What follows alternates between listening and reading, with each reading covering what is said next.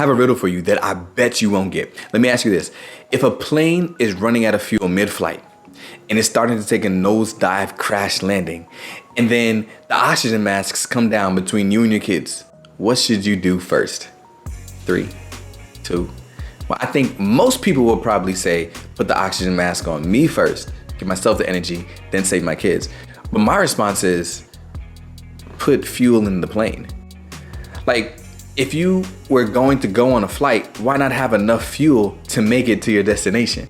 Because when you're in a high pressure situation, it gets really hard to determine which activity, which tasks, which things that you should do first. But in this video, I'm gonna show you how to become productive as a teacher so that you can avoid the calamity altogether.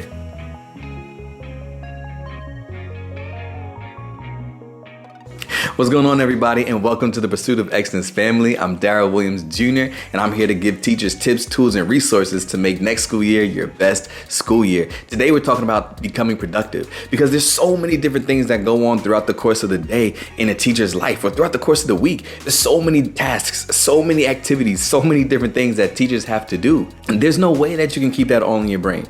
So what a lot of people do is they either try to remember it or they'll jot it down or put it down on a checklist. But then we look at the items on the checklist and we start knocking them off one by one. But sometimes we misprioritize them. Sometimes we do something that has a lower priority over something that has a higher priority.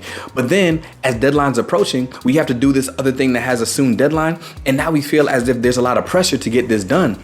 And don't get me started, because it's not like as one deadline approaches that's just it.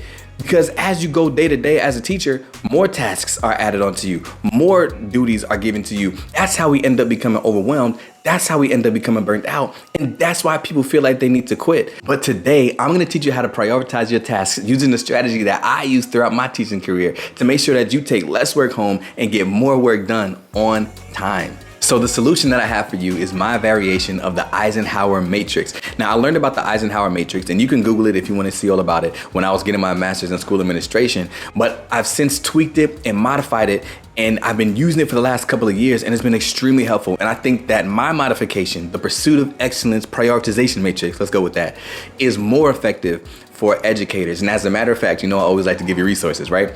Linked in the video description below, you can download a free PDF that shows you a blank template of this framework so that you can use it. I've been using it for years and it's been extremely helpful for me, especially as I'm managing being a school administrator, as well as growing my YouTube channel and my impact, as well as being there for my wife and my 2 kids. So it's really helped me to streamline some processes and help me to prioritize things so that I don't get overwhelmed. So download that and follow along, try it out for yourself.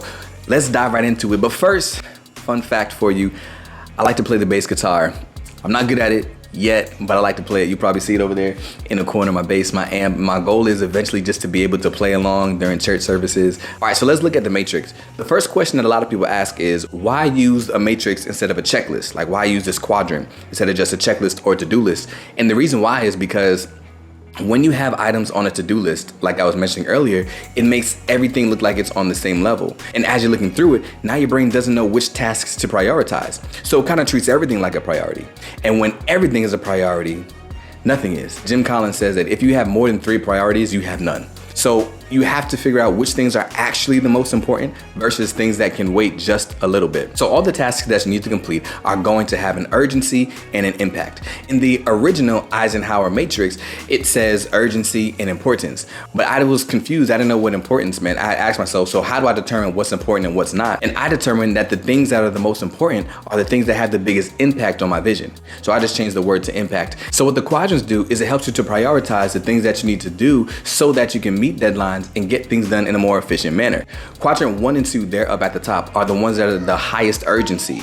I associate the word urgency with deadline. So I view these things as things that need to be done this week. As you can see in quadrant 1, those are the items that have the highest impact. Quadrant 2 have a lower impact. Both of them need to be done this week, but the reason why the items in quadrant 1 have a higher impact is because here in America, our brains are accustomed to reading from left to right. So when you look at this quadrant, your brain is automatically going to start at quadrant 1. So I want you to look at those items and say, these are the things that need to be done immediately, and these are the things that have the biggest impact on my vision. And then as you complete those tasks, then you slide over to quadrant number 2 and you say, these are the things that still need to be done this week, still have a high urgency, but they don't have as much of an impact on my overall vision. So it's not as high as a priority as the things that are in quadrant 1. Pursue excellence moment. Comment down below, what takes up most of your time as a teacher? As we scoot down and we look at quadrants 3 and 4, these are things where the deadline goes beyond this past week, but obviously things that we still need to think about. So if I look at things in quadrant 3, they do have a high impact. It's just that I don't have to activate it right now. And things in quadrant 4, those are some of the things that are some of the tasks that we have to do, but they're not really high impact. The deadline doesn't come up really soon, but those are still things that we have to do eventually. In the original Eisenhower matrix, one of the things that I did not agree with was that in quadrant 4, he said, don't ever do the tasks that are in quadrant 4. Those are pointless. And my thing is, my life is way too busy to spend time thinking about the things and putting things into a box that I'm never going to do. So obviously I'm still gonna do these things. If I don't need to do something, I'm not gonna put it on my to-do list. So now that you know what goes in each box, now here's how you actually use it. You think about all the tasks that you have to do throughout the week and you put them in the appropriate boxes. You compare them to each other and you compare them ultimately to your vision. The things that are of highest urgency and highest importance, they go in quadrant 1. The things that are high urgency but not as important, they go in quadrant 2, so on and so forth. This is a living document. So throughout the week, you can continue to move these things, move things around. Maybe I thought this was high urgency or high importance, but it didn't, or the deadline changed, or it's not as important as I thought it was. You can adjust it. As you do tasks, you cross them off and you do the tasks from top to bottom, from left to right. The reason why this is so beneficial for teachers is because there's so many things that we have to do throughout the week. The reason why this is gonna be so helpful is because it's gonna keep you from being overwhelmed by focusing on things that are not urgent and not important, but it's gonna put things in the right place so that you can address them at the appropriate time. The question that I get asked the most is, what if I can't complete all the tasks in quadrant 1 in just 1 week? My response to that is, if you can't complete them all in 1 week because there's too many tasks, what you have to do is reevaluate what you consider to have high impact. Remember, something that is high impact is really tied and aligned to pushing your vision.